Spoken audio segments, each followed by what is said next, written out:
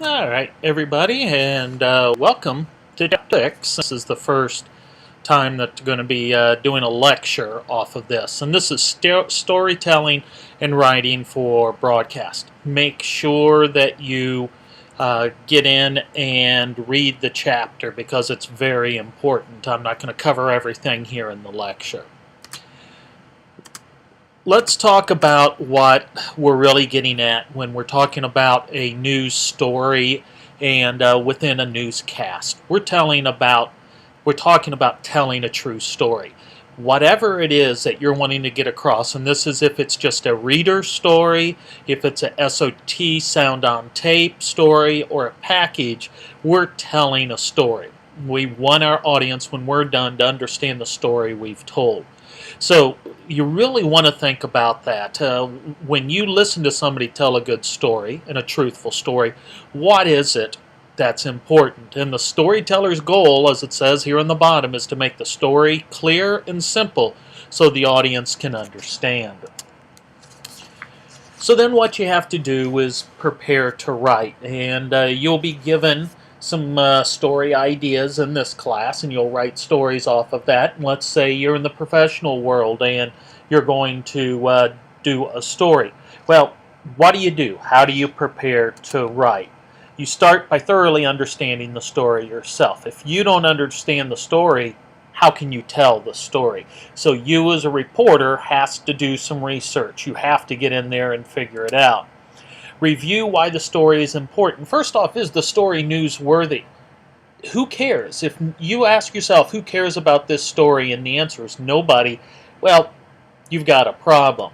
Then, so what? So what? Is it worth listening to? And does it have an impact on people's lives? There is a tax increase, has an impact on people's lives. Gas prices go up, they go down, they have an impact on people's lives. Sometimes they don't realize the impact, and you as the newscaster or reporter has to tell them. Realize the story must strike a chord if you want people to stop and listen. You've got to do something to pull them in. And not everything needs to be sensational, but it needs to be interesting. When you're preparing to write, make sure you review the 5 W's and the H. The W's are who, what, when, where, why, and then there's how. And so, who was it? What was it? Where was it? When was it? And how was it? How did it come about? And if you don't have those answers, you're going to have some trouble writing a story. Make sure you identify the key characters. Who are the characters? The mayor, the fire chief, the person who is said to be the criminal, the characters, the public who's going to pay more in taxes, the school board who passed it, whatever the case may be. Who are the characters in this story? And determine the angle, the approach, or the focus that's going to be taken. And you need to do it in such a way that your audience is going to be able to understand it. That means you have to keep it simple.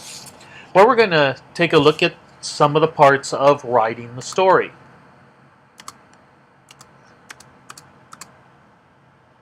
One, when you're writing the story, determine the lead. What's the thing that's going to grab the audience? And we're going to talk about some different kinds of leads. Then we're going to choose the story's order.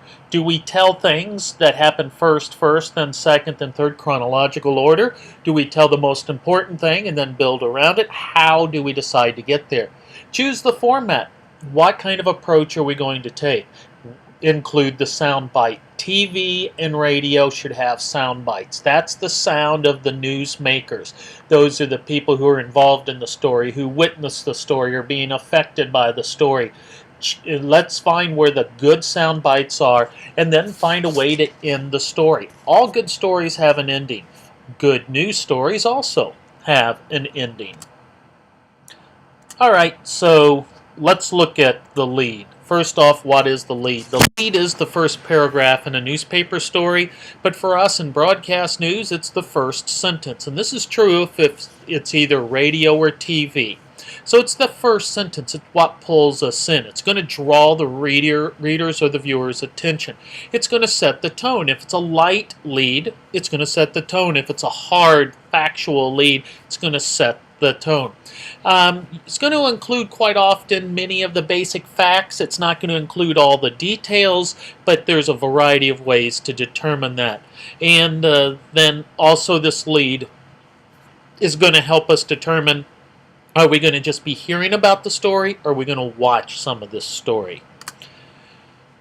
One type of lead is the hard lead. This is really the most common type of lead out there. It's a straightforward first sentence that begins giving the information immediately. It's often preferred by reporters, used for serious and breaking stories, but also doesn't always lead to a lot of creativity. An example of this, down in the bottom here, 30 county residents are locked in jail tonight after a countywide drug bust. What's happened? There's a drug bust. Who was involved? 30 county residents were in jail. Then we're going to fill in the rest of this story later. But I can hear that right at the start, and you're going to know what's going on.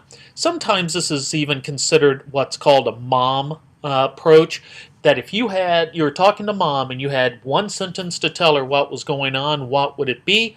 And in this case, hey mom, 30 county residents are locked in jail after a drug bust in the county. Now we're going to clean it up, make it a little nicer, but that's the hard lead approach.